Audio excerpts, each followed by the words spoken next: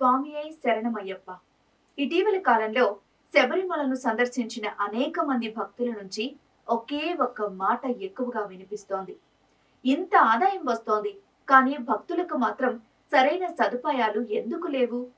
ప్రతి ఏడాది ఎక్కడెక్కడి నుంచో లక్షల మంది అయ్యప్ప భక్తులు శబరిమలైకు ప్రయాణం చేస్తారు. ఎప్పుడూ కొన్ని సమస్యలు ఉంటూనే ఉంటాయి, కానీ ఈసారి పరిస్థితి కొంచెం వేరేలా ఉంది. భక్తుల రద్దీ పెరిగింది, కానీ సదుపాయాలు తగ్గాయి. ఇబ్బందులు ఎదురవుతున్నాయి. ఎందుకు అన్న ప్రశ్నపై సోషల్ మీడియాలో, భక్తుల మధ్య, సేవా సంఘాల్లో పెద్ద ఎత్తున చర్చ నడుస్తోంది. శబరిమలైలో భక్తులు ఎదుర్కొంటున్న ఇబ్బందులు, ఆరోపణలు, సమస్యలు, అసలు మూలాలు, వాళ్ళు కోరుకుంటున్న పరిష్కారాలు, వీటి మధ్యలో ప్రభుత్వాల చేతకానితనం గురించి పూర్తిగా చూద్దాం.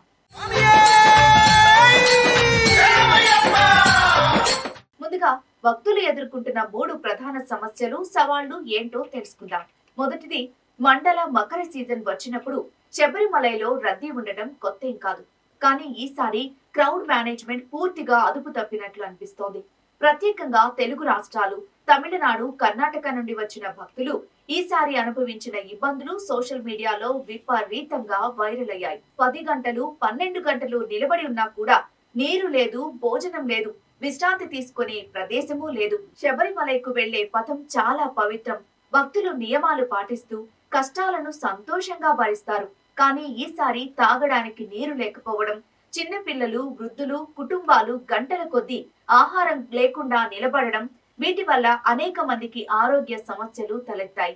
చాలా మంది దర్శనం కూడా చేసుకోలేకపోయామని చెప్తూ బాధపడుతున్న వీడియోస్ ఇంటర్నెట్ లో చాలానే ఉన్నాయి.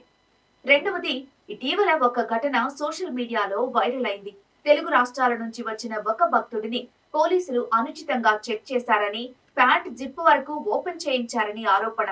ఇలాంటి ప్రవర్తన భక్తుల విశ్వాసం దెబ్బతీస్తుంది.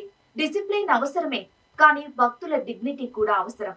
ఈ ఒక్క సంఘటన కేరళ పోలీసులపై దురభిప్రాయం కలిగేలా చేసింది. భక్తులకు పోలీసుల్ని చూస్తే ఏం అడుగుతారో, ఏం చెక్ చేస్తారో అనే భీతి కలుగుతోంది.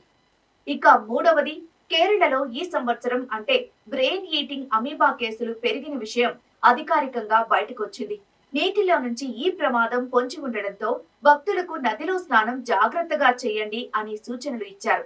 కానీ భక్తుల రద్దీకి తగ్గట్లుగా సురక్షిత స్నాన కేంద్రాలు, శుభ్రమైన నీటి సదుపాయాలు ఏర్పాటు కాలేదని చాలా మంది ఫిర్యాదు చేస్తున్నారు. కనీసం నీటి వసతి కూడా కల్పించలేకుండా ఇంత పెద్ద ఆలయాన్ని ఎలా మెయింటైన్ చేస్తున్నారనే విమర్శలు అన్ని వైపులా వినిపిస్తున్నాయి. వీటితో పాటు ఇన్ఫ్రా డెవలప్మెంట్ స్లోగా ఉంది. తెలుగు, తమిళ, కన్నడ భక్తుల కోసం language help desk, volunteer support, route guidance ఇవన్నీ చాలా తక్కువగా ఉన్నాయి. అలానే గతంలో ఉన్న అన్నదానం సేవలు, నీటి పంపిణీలు ఈసారి తగ్గించారని సేవా సంఘాలు ఆరోపిస్తున్నాయి. ఈ సమస్యలకు అన్నింటికీ ప్రధాన కారణం ప్రభుత్వాల పనితీరు. అంటే కేరళతో పాటు ఆయా రాష్ట్రాల ప్రభుత్వాల ప్రణాళికలో లోపం అన్నమాట. భక్తుల సంఖ్య పెరుగుతుందని ముందే తెలిసినా ముందస్తు సన్నాహాలు తగినంతగా లేకపోవడం. శబరిమల దేవస్థానం సంవత్సరానికి భారీ ఆదాయం రాబడుతోంది. హుండీలు, ఆఫరింగ్స్, వేరియస్ రెవెన్యూస్ కలిపి పెద్ద మొత్తాలు వస్తున్నాయి. అయినా భక్తులకు మౌలిక సౌకర్యాలు ఎందుకు ఇవ్వడం లేదు? ఇదంతా ఎక్కడ ఖర్చవుతోంది అనే ప్రశ్నలు ఇప్పుడు ఎక్కువగా వినబడుతున్నాయి.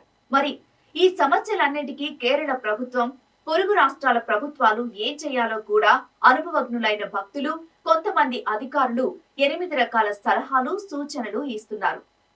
సీజన్ మొదలు కాకముందే క్యూ సిస్టమ్స్, రెస్టింగ్ పాయింట్లు, శానిటేషన్, ఎమర్జెన్సీ మెడికల్ టవర్లు సిద్ధంగా ఉండాలి.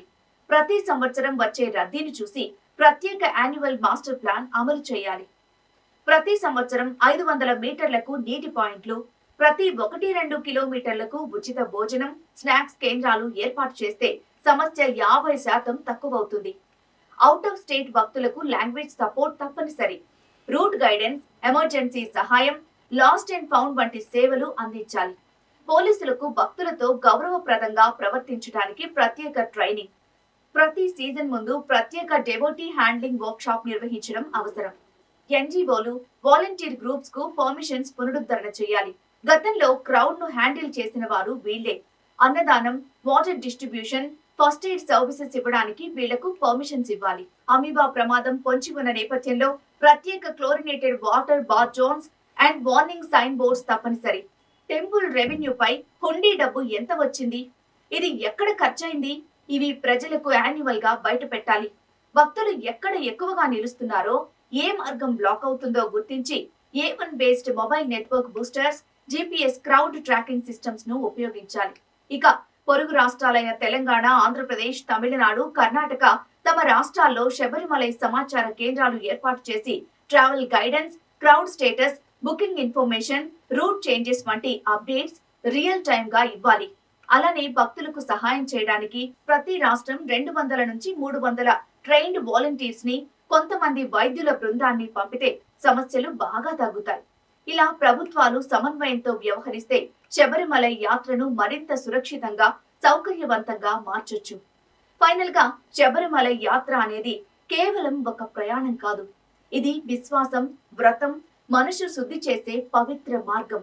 భక్తులు తమ ఇళ్ల నుంచి వందల, వేల కిలోమీటర్లు నడుస్తూ, నియమాలు పాటిస్తూ, నిద్ర మానేసి కష్టాలు భరిస్తూ ఒకే ఒక కోరికతో వస్తారు: ఒక్కసారి స్వామి దర్శనం చెయ్యాలి అని. ఇలాంటి భక్తులు నీళ్లు లేక, భోజనం లేక, సరైన సదుపాయాలు లేక, అవమానాలు, ఇబ్బందులు పడుతూ తిరిగొస్తే అది శబరిమలైకి కాదు, మన సమాజానికి కూడా సిగ్గుచేటు.